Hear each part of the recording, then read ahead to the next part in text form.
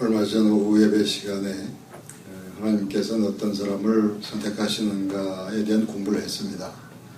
하나님의 선택에 대한 성경 공부를 한 겁니다. 아담과 하와는 가인과 아벨을 낳았고 얼마 후에 셋이라는 아들을 낳습니다. 하나님께서는 먼저 태어난 가인과 아벨이 아닌 셋을 선택하셨습니다. 셋이라는 아들을 통해서 메시아의 계보가 이어져 온 것입니다. 하나님께서는 세상에서 희망 없는 아브라함이라는 노인을 선택하셨습니다. 아브라함의 아들 중에서 먼저 태어난 이스마엘이 아닌 이삭을 선택하십니다. 이삭의 쌍둥이 아들 중에서는 에서가 아닌 야곱을 선택하셨습니다. 에서는 먼저 태어난 강한 남자고 야곱은 엄마의 치마폭에 쌓인 듯한 아들입니다. 그런데 하나님께서는 야곱을 선택하셨습니다. 야곱에게 12아들이 있는데 장자가 르벤이요 요셉은 11번째입니다. 12지파의 장자로서 하나님께서는 요셉을 선택하셨고 요셉의 아들 에브라임을 선택하셨습니다. 가인도 아벨도 아닌 셋을 선택하신 하나님, 이스마엘이 아닌 이삭을 선택하신 하나님, 에서가 아닌 야곱을 선택하신 하나님, 하나님께서는 왜 그런 선택을 하신 것인가? 인간과 세상은 눈에 보이는 현재 위주로 판단하고 선택합니다. 그런데 하나님께서는 하나님의 뜻을 이루기 위해서 구원과 변화를 위하여 선택하십니다. 구원과 변화를 위해 하나님의 나라를 바라보는 미래형 선택을 하시는 겁니다.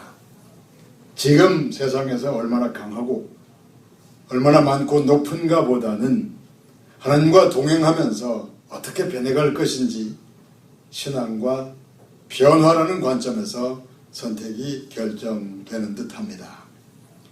선택에 대한 말씀이 시편 118편 22절에 이렇게 나타납니다. 건축자의 버린 돌이 집 모퉁이의 머릿돌이 되었나니, 건축자의 버린 돌이 집 모퉁이의 머릿돌이 되었다는 거기에 하나님의 선택이 잘 나타납니다. 집 모퉁이의 머릿돌은 건축의 초석이요 토대가 됩니다. 하나님께서는 버려진 돌을 택하사 하나님의 집에 초석을 삼으셨습니다. 세상 건축자는 돌을 버렸는데 하나님께서는 그 돌을 교회의 주춧돌로 삼으신 겁니다.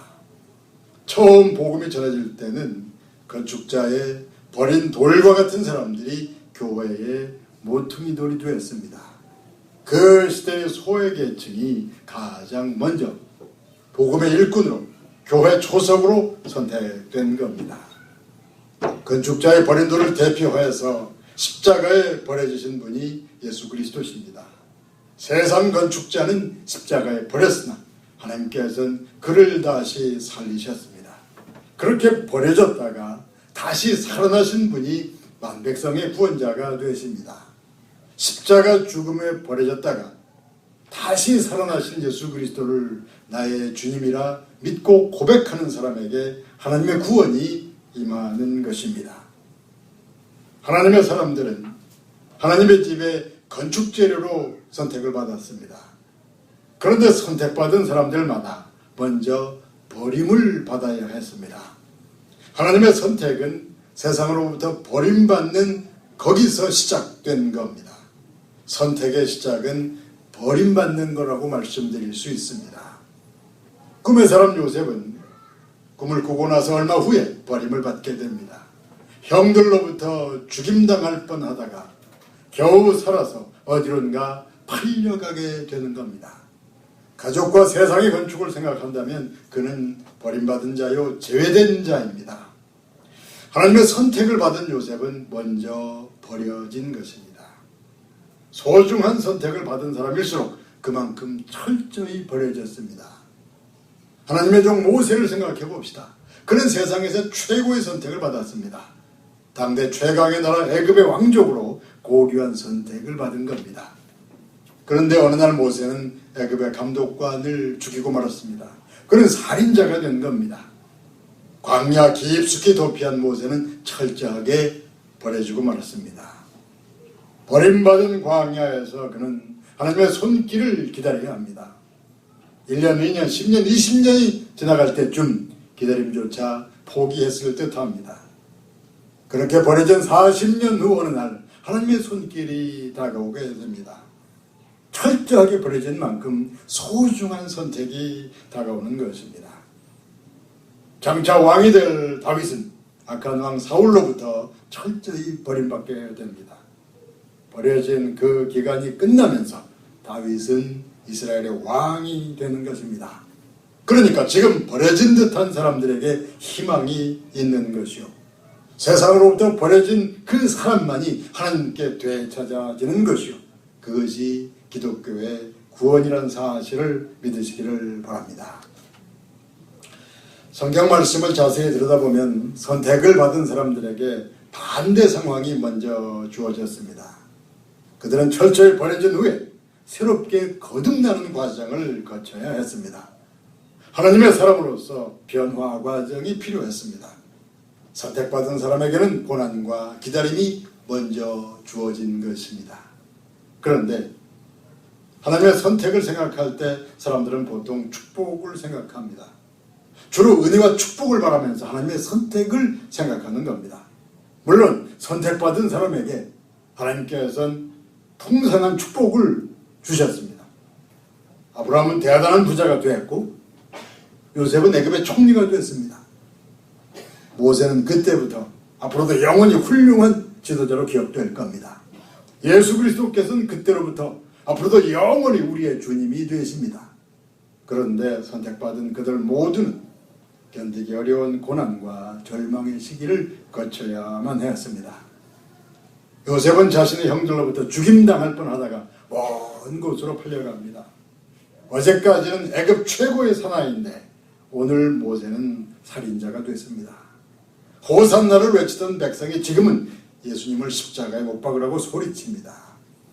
요셉의 처절한 배신감, 모세의 절망, 예수 그리스도의 그 고통과 수치, 하나님의 선택받은 사람들에게는 먼저 그런 것들이 주어진 것입니다. 선택받은 사람들 중에 어떤 사람은 요셉과 비슷합니다. 형제에게 배신당하고 버려져서 내가 어디로 가야 할지 알 수가 없습니다. 선택을 받은 사람들 중에 어떤 사람은 모세와 같을 겁니다. 어제까지 찬란한 인생인데 오늘 나는 절망 중에 버려져 있는 것입니다. 그래서 하나님의 아들의 탄생 장소는 베들레헴 마국간이 선택된 것이요, 만 백성을 구원할 장소로는 골고다 십자가, 죽음의 동산이 선택된 것입니다. 세상의 가치 판단으로는 버려진 장소가 분명한데 하나님 보시기에는 선택과 구원의 장소가 되었습니다. 그러니까 어둠과 절망에 버려져 있을 때 그때 하나님을 선택하는 그 생각하는 것이 성경적 믿음인 걸 알 수 있습니다. 급변하는 어려운 시대를 살다가 생각지 못한 어려움을 만나면 우리는 어쩔 수 없는 절망감에 쌓여서 믿음을 잃어버릴 수가 있습니다. 그런 경우, 그런 성도들을 생각하면서 오늘의 말씀을 전하고 있습니다. 그런 성도를 향한 성경적 구원의 메시지가 어떤 것인지 그 말씀을 드리면서 이 시간에 결론을 맺으려고 합니다. 먼저 요한복음 9장 말씀을 들으시길 바랍니다. 예수님과 제자들이 함께 길을 가다가 나을 때부터 맹인된 사람을 보았습니다. 나을 때부터 맹인된 사람이 할 수 있는 일은 길가에서 구걸하는 일입니다. 나을 때부터 맹인된 그 사람을 보면서 어느 제자가 예수님께 물었습니다. 저 사람이 나을 때부터 저렇게 맹인으로 태어난 것은 누구의 죄 때문입니까? 만일에 그 사람 자신의 죄 때문에 맹인으로 태어났다 한다면 이런 반론을 제기할 수 있습니다. 그는 언제 죄를 지은 겁니까? 태어나기도 전에 죄를 지은 것입니까? 태어나기 전에 지은 죄에 대한 징벌이 그렇다면 그런 징벌을 어떻게 받아들일 수 있겠습니까? 그러니까 그 사람의 죄가 아니라 그 부모가 죄를 지었기 때문이다, 그렇게 대답하면 또 이런 반론을 제기할 수 있습니다. 부모의 죄 때문에 내가 심판을 당해야 한다면 그걸 어떻게 다 받을 수 있겠습니까? 이렇게 대답해도 정답이 아니고 저렇게 대답해도 정답이 아닙니다. 그러니까 누구도 대답하기 어려운 질문이 바로 그 질문입니다. 예수님의 제자는 그런 질문을 예수님께 드리는 것입니다. 그 질문에 대하여 예수님께서 이렇게 대답하십니다. 고통당하는 사람을 만났을 때 먼저 주로 고통의 원인을 따지는 것은 옳지 않다. 고통당하는 사람을 만났을 때 너희는 먼저 이런 믿음을 가져라. 이 사람을 통하여, 이 고통을 통하여 하나님의 손길이 나타날 것이다. 먼저 그런 믿음으로 기도하라는 것입니다. 고통이 오면 왜 이런 고통이 나에게만 주어졌는지 열심히 그 원인을 따지면서 과거의 어두운 터널 속으로 분노와 절망의 여행을 다니지 말고 이 고통을 통해 하나님의 구원이 나타날 걸 믿고 먼저 기도하라는 말씀입니다. 요한복음 9장 3절을 통해서 예수님께서 이렇게 말씀하십니다. 예수께서 대답하시되 이 사람이나 그 부모의 죄로 인한 것이 아니라 그에게서 하나님이 하시는 일을 나타내고자 하심이라. 이 사람의 죄냐 저 사람의 죄냐를 따지려 하지 말아라. 이 고통 위에 치료하시는 하나님의 손길이 나타날 것을 믿고 기도하라는 겁니다. 고난을 당한 인간은 고통을 가져온 과거 원인이 무엇인지 거기에 관심이 있습니다. 인간은 과거와 원인에 집중하려고 합니다. 그런데 하나님께서는 어려움 당하는 우리가 미래를 바라보기를 원하십니다. 현재의 고통이 해결되고 치료될 미래를 바라보면서 기도하기를 원하십니다. 하나님의 선택도 마찬가지입니다. 인간은 자신의 소유, 과거의 공로, 그런 데서 선택의 근거를 찾고 싶어 합니다. 그런데 하나님께서는 선택의 원인은 미래에 있다고, 하나님께 있다고 말씀하십니다. 지금은 마우간이요, 지금은 눈먼 맹인이요, 지금은 죽음의 동산인데 장차는 위대한 탄생 장소가 될 것이요, 눈뜬 자의 감사 찬양이 울려 퍼질 것이요, 그 동산으로부터 부활 승리의 찬양이 세세토록 들려오게 될 것입니다. 인간은 선택의 원인을 인간의 소유, 공로, 과거에서 찾으려 할 겁니다. 그러나 하나님의 주된 관심은 변화와 미래와 하나님의 나라인 것입니다. 과거로 돌아가서 과거를 비교하기 위해서 우리가 선택받은 게 아닙니다. 우리는 하나님과 함께 미래로 하나님의 나라로 가기 위해서 선택받은 사람들인 것입니다. 자, 이제 이 시간 마지막 말씀을 드릴까 합니다. 히브리서 말씀은 히브리인들을 향한 하나님 말씀입니다. 유대교인이었다가 기독교인이 돼서 신앙생활을 했는데, 그런데 고난이 오래 지속되는 가운데 믿음을 잃어가는 사람들이 생겼습니다. 나의 믿음 생활이 과연 옳은 것인지, 이런 믿음으로 이대로 계속 살아가도 되는 것인지, 왜 어려운 일들은 시시때때로 나를 공격해오는 것인지, 그런 질문을 마음에 품고 살아가는 유대 기독교인들에게 전하는 말씀이 히브리서 말씀인 것입니다. 히브리서 12장 6절에 이런 말씀이 나옵니다. 내 아들아, 그에게 꾸지람을 받을 때에 낙심하지 말라. 주께서 사랑하시는 자를 징계하시고 그가 받아들이시는 아들마다 채찍질하심이라. 내 아들아, 하나님께서 너를 꾸짖는다고 생각될 때 낙심하지 말라. 하나님께서는 독생자를 십자가 죽음에 내어주시지 않았는가? 사람도 자신의 사랑하는 아들을 매를 쳐서라도 올바로 키우려 하지 않는가? 잘못을 범하든 욕망을 따라 살든 징계도 없고 꾸지람도 받지 않는다면 그런 아들은 아버지를 모르는 사생자가 아닌가? 아들이 잘못을 범했는데 모른 척한다면 그는 친아버지가 아니지 않겠는가? 훌륭하게 성장한 아들은 그만큼 많은 고통과 연단을 받았지 않은가? 우리나라의 교회와 성도들은 이미 오랫동안 어려움을 당해왔습니다. 교회가 어려움을 당하는데 성도들이 편히 살기는 어려울 겁니다.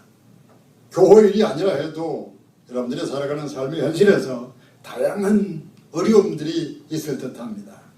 그런 어려움들을 우리가 어떤 마음으로 대할 것인지, 교회가 당하는 어려움, 성도들이 당하는 어려움을 어떤 마음으로 대할 것인지, 그에 대해서 간단히 말씀드리면서 이 시간을 마치려고 합니다. 하나님의 선택을 받은 사람은 이런 마음으로 어려움을 이겨나가야 합니다. 이 어려움을 극복하고 나서 다가올 미래를 생각하며 준비하며 기도하는 겁니다.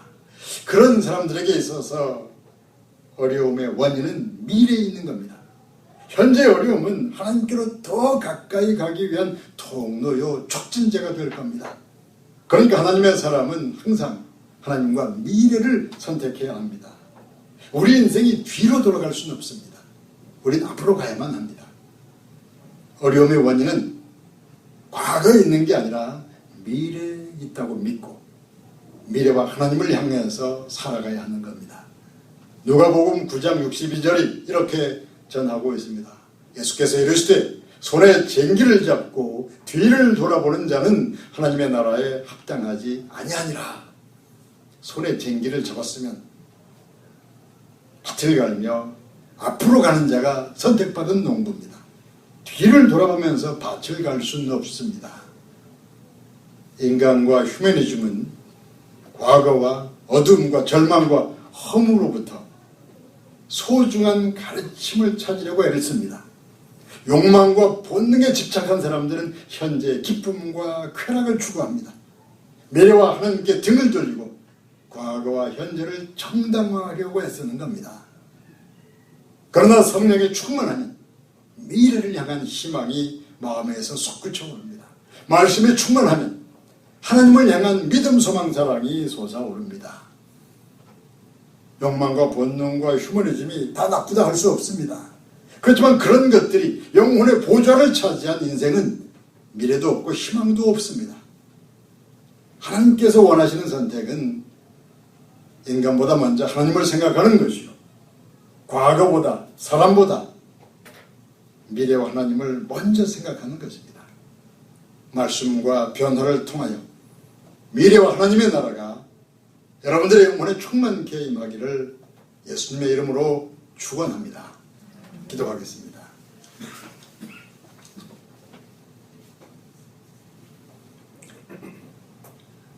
아버지 하나님이시여, 여러 가지 급하게 변하는 어려운 현실 속에서 우리가 인간과 세상으로부터 원인과 결과를 따지지 아니하며 하나님과 미래를 바라보면서 많은 어려움을 극복하며 날로 하나님 보시기 합당한 믿음의 사람으로 변화되게 인도하시옵소서. 우리 주 예수 그리스도 이름으로 기도하옵나이다.